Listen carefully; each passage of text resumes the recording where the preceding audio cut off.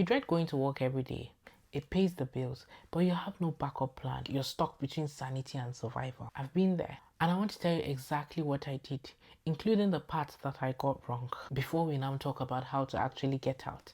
This is Hello Misola, and you're welcome to another episode. Let us read today's letter. Hello Misola, I dread going to work every single day, but it pays my bills and I have no backup plan. I feel stuck between my sanity and my survival. How do I get out without losing everything? I feel it because you're like, listen, I need to get out of here. But my sanity, like, it's too much. It's depressing. But then you'll be like, how do I survive? How do I put food on the table? How do I pay my bills? So let us talk about it. And I want to give you my own story first before I then give you an answer that you might think is generic. But as always, I will say this, everything I say here, I do not really understand all the nitty-gritty of your personal circumstances. So please filter it, because what I say here might not necessarily work for you because there are exceptions to your personal circumstances. Ultimately, I want us to be a community of people who hear things and are like, I hear you, it works, but it might not be able to work for me, because you have that level of discernment, conviction, and decision making within yourself. You can make decisions that you're comfortable with and you know how it's going to apply to you. I used to live with my sister then. We were all, not married, single sisters, were young. And she'll be like, yeah, I get it, but how are you going to survive? How are you going to put the bills, put food on the table? How are you going to pay your own part of the bills? And I get why she was apprehensive, because we were splitting the bills. So if I wasn't working, then she had to take care of everything. And who likes that? Really, who likes that? It's not like she was making, £1,001 that was just excess there. But even at that, like, why? Why should she do that? But I could not see that way. It was a call center job for an insurance company. And every time I go there, I'm like, what is this? The time was so slow. I just see that and I'll be questioning, like, God, what am I doing? Like, what are we doing here? The systems were dragging. I was talking to customers, on the phone, who wanted to renew their car insurance. And I had one say, where are you from? And they'll be like, I can't give you my card details because of your accent. Listen, I had all of that. And I was like, what is it? What am I doing here? And you get some who will be like, oh, your accent is lovely. And another person will be like, it's dodgy. And because there were some of them that we would call, okay, your insurance is due to expire, and they're like, no, they don't trust who's calling them. Now, I'm not saying that they should not be cautious. Obviously, we're in a world today. I was on the receiving end of it because I had an accent and I was living in Scotland. So obviously, I was being judged by the cover. I was already called a scam before I even had to say anything. At the end of the day, I ended up leaving.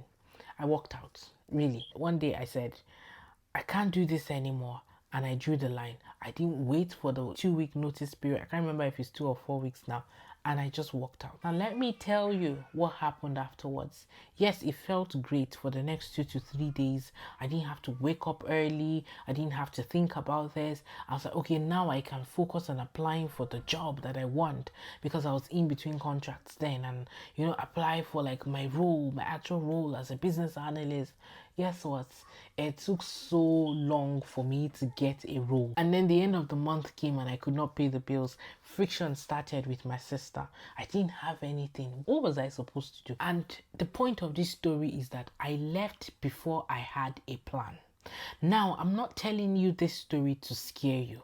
All I'm saying is, I feel what you're going through. I understand it perfectly. You feel like you're in a box and you're like, there is no way out. You can't see the end. It's not near. All I'm saying is, come up with a plan. Create a plan. Don't leave your job without a plan. Now, my advice and thought might be completely different from another person, but I want to say something. I am an immigrant and you're most likely an immigrant as well. You're not disadvantaged.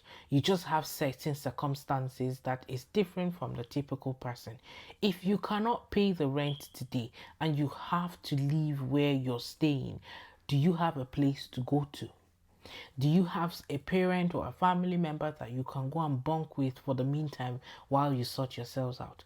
We are living miles and miles away from home. We do not have the luxury of moving in with auntie or mommy or daddy down the street. and then going there for meals as well. No, you don't have that luxury. As a matter of fact, you need to send something home. So let's stop being impulsive and doing things on a whim. Something as important as how you're going to make the rent the next month, it's not something you just decide to leave. So how do you get your sanity in between when your plan begins to materialize and you leave that job? And now let's talk about it. But before that, let us go to the kingdom perspective and let's hear what God has to say. So here's what I believe in. Underneath the job itself, you doing the thing that you don't like, this is the right time for you to figure out what your assignment is. Now, the money is coming in. It's stable, but you don't like it. If we shift your focus and your perspective from, oh, these people are frustrating my soul, they're frustrating the living daylight out of me, saying, I'm here for 8 hours. After 8 hours, I need to spend time in prayer, with the word, reading books and resources, figuring out who I am, why I'm here, and what is it that I'm meant to be doing. You're at an advantage because right now we know that what you're doing is exactly not what you're supposed to be doing. You're not in alignment. You hate it. You can't wait to get out. So this is the good time to figure it out, because I dare say that if you don't spend the time to figure it out right now and you get out and find another job, you will find yourself back in this phase, in this situation, in the next maybe 6 months to 12 months tops. Because if you're just chasing after the money, you're not doing the thing that lights you up. You're not doing what you really like. Now, that insurance job that I was working in was not for me. Speaking on the phone and trying to talk to people, I was out of alignment. The reality is I was upset with those phone calls and the way those people were talking to me. But someone who is in alignment, who understands, will not get upset by those, take the time to even explain. Or someone who is in between, finding purpose, like where you are, you now be like, okay, this is it. Well, there's an end date. I had no plan. This was my all in all job that I had to do, and I couldn't see the end, and that's why I was frustrated. And that's probably where you're at right now.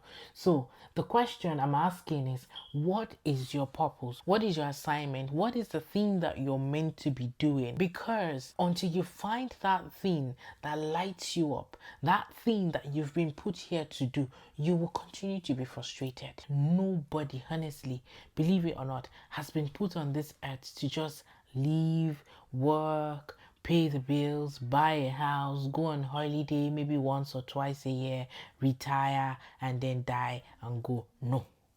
You have an assignment. You were born for such a time as this.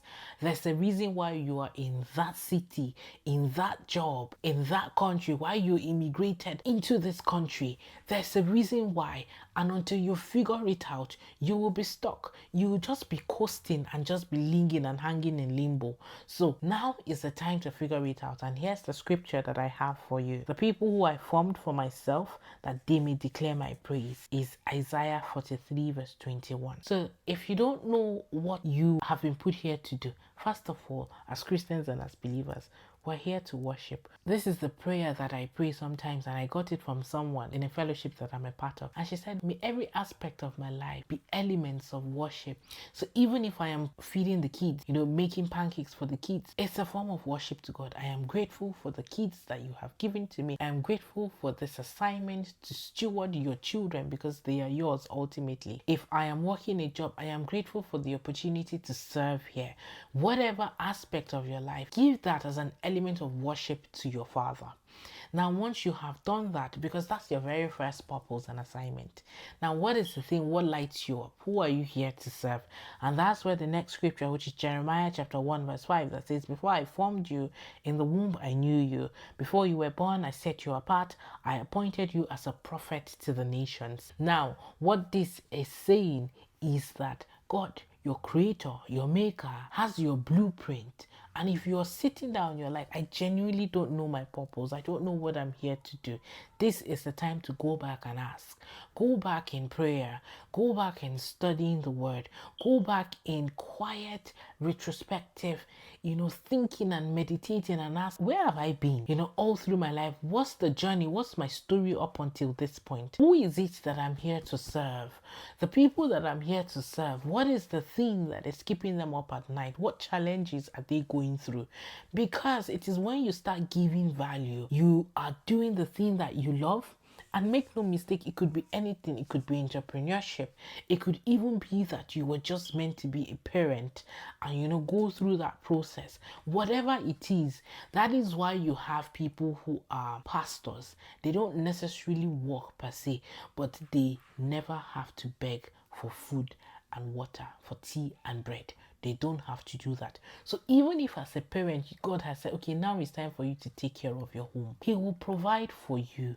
Your money story will change. You just need to be in alignment and be doing the very thing that you have been put here to do. Now, that's why I say have a plan. That you don't know it now means that it's not time to leave the job. But before I go on, let us now move on to the practical steps. So number one, the first thing is you compartmentalize. Because you don't know what it is, what your purpose is, and what it is that you're meant to be doing, you need time. But in the meantime, how do you make sure that the thing that is putting food on the table is not now an enemy, is not now working against your sanity? Because I need you to be okay. That's the only way you can start achieving results. First things first is you need to compartmentalize, honestly. Like, you're going into work for 8 hours, 10 hours, 12 hours, whatever amount of hours you're doing there. Go in and do the work, but have something that cuts the line. So is it you coming and just getting yourself a nice cup of coffee and just sitting down, or is it going to work out, or is it listening to your nice playlist that will get you out of that? Because the moment you stop working, they stop paying you. So you're not being paid and you're allowing the job get mind space in your head. I mean, you're working for free at that point. So you need to compartmentalize and say, listen, whatever I need to do to forget about the last 24 hours, 12 hours, 8 hours, 4 hours, so that I can do the thing. You now have a job, and that job is for you to figure you out, why you're here, who you're meant to serve, and all of that. So that's the very first step. Compartmentalize and just shut down once you leave work. Step 2, start saving up some money. The previous video that I made yesterday, we're talking about having a savings plan. So probably go back and watch it. But start saving up. I'll link it somewhere. Start saving up money, because you are also frustrated because maybe you're living from paycheck to paycheck. You have not built a savings pot yet. Because if you have a savings pot for 1 year, you can decide to not work, take a sabbatical for 1 year to figure out what it is that you need to do. And you will do that because you're like, okay, I'm fine.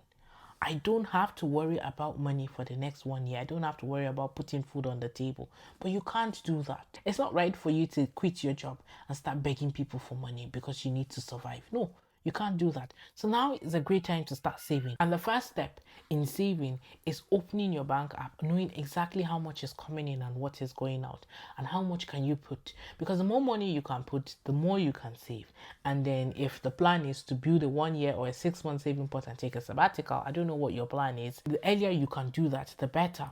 But regardless of what that plan is, you need to start having your savings pot so that you're not starting from zero every month.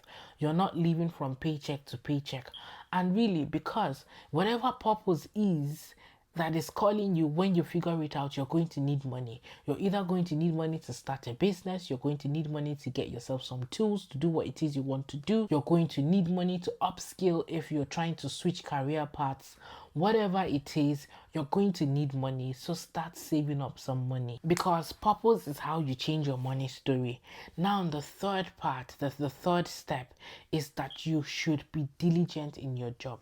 Let it never be said that you did not do your work well because you hated it.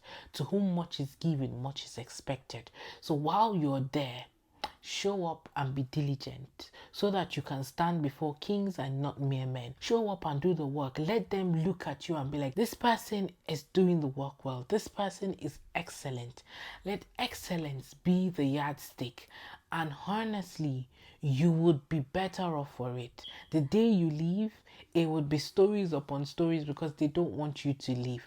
And it's not that you love it. No, but you have decided that this is where I am right now and I'm going to make the best of it. I am going to be excellent in everything that I do, and I'm going to show up and do the work. Now, here's the reset that I want to leave you with today. I understand you completely, and I'm not here to say don't quit your job or quit your job. All I'm saying is have a plan before you exit. Start saving and stewarding your money. Then take time to actually figure out who you are and what you're meant to be doing, why you were placed on this earth, so that you can go for it and start doing it. That is when you realize that there is a difference between purpose and a job. But while you're there, be diligent in what it is, whatever has been placed in your hand to do, do it well. And you will come out on the other side very soon. I am rooting for you. You root for yourself and get there.